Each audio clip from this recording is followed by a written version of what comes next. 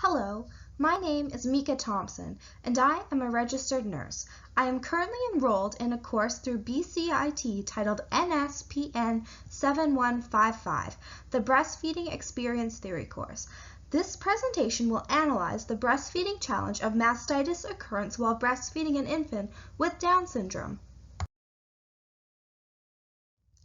Through this presentation, I will use Gillespie and Patterson's situated clinical decision-making framework to analyze a case study involving this breastfeeding challenge.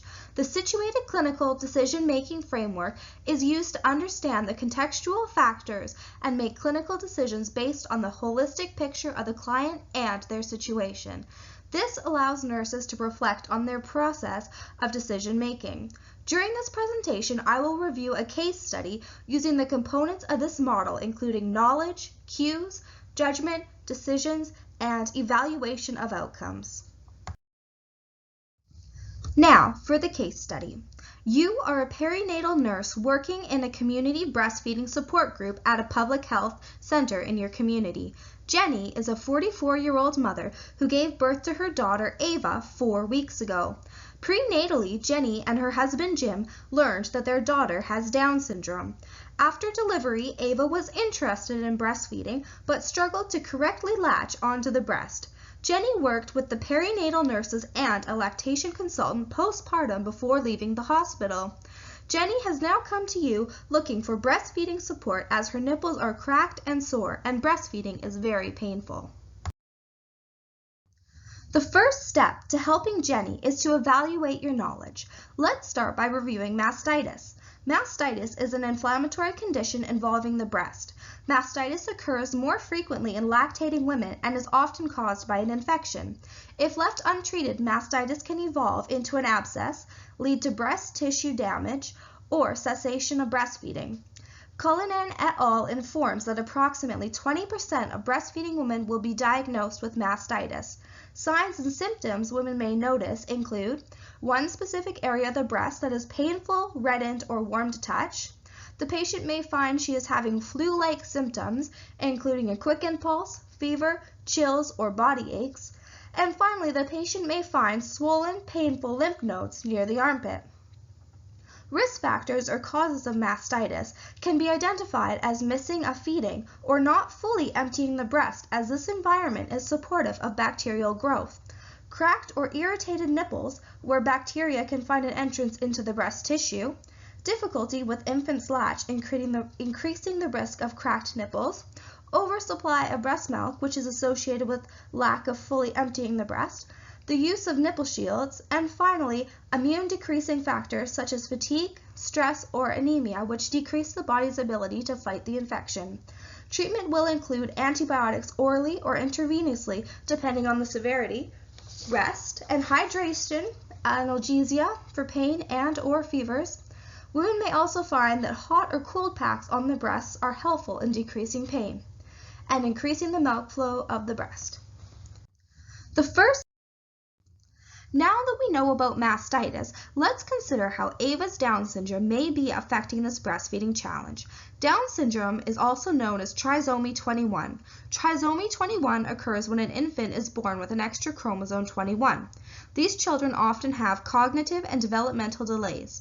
Children with Down syndrome are predisposed to an array of medical conditions, including hearing problems, ocular disorders, obstructive sleep apnea, otitis media, congenital heart disease, thyroid disease, gastrointestinal atresia, and hematologic disorders, to name a few. Children living with Down syndrome will require close monitoring all their lives. According to La Leche League Canada, it is important to encourage parents to breastfeed their children, as these benefits of breast milk will help reduce the listed conditions above. Research has stated that the ability for a child to breastfeed is individual and dependent upon the infant's health. Not every infant will be able to breastfeed. Infants with Down syndrome may find breastfeeding more difficult as they have a poor suck reflex and subsequent swallowing difficulties, decreased muscle tone. They can be sleepy and require to be woken for feedings, and have structural abnormalities that make attachment and proper latch more difficult.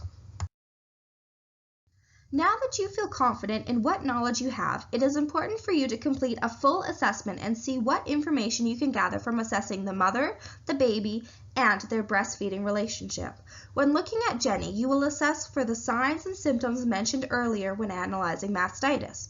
You will also palpate the area to ensure that an abscess has not formed. You will look at the conditions of Jenny's nipples to ensure that they are not cracked or painful. Inquire how long the area has been red or painful. Next, you will need to assess Ava. How much tone does Ava have? Does Ava appear hungry? Is she sucking on her hands? Is her tongue thrusting? Or is she agitated and crying? Assess if Ava is sleepy. Is she gaining weight? It is important to know that infants with Down syndrome gain weight at a slower rate. However, they should be gaining weight consistently. Assess how many wet diapers she has had throughout a 24-hour period. When analyzing the breastfeeding relationship, assess for latch, Ava's interest in the breast, positioning, ensure that Ava is able to empty the breast, watch for the signs of milk transfer, including listening for the gulping of milk, milk at the edges of Ava's mouth, and watching Ava swallow. Ask Jenny how long she is breastfeeding and how often. Watch to see how strong Ava's suck is, and assess if breastfeeding is painful for Jenny. When completing your assessment, you learn there is a Toonie-sized reddened warm area on the upper right quadrant of Jenny's left breast. Jenny has cracked nipples that cause her pain. Jenny informs she has been expressing milk and letting it air dry on her nipple to help heal them. Jenny feels very fatigued.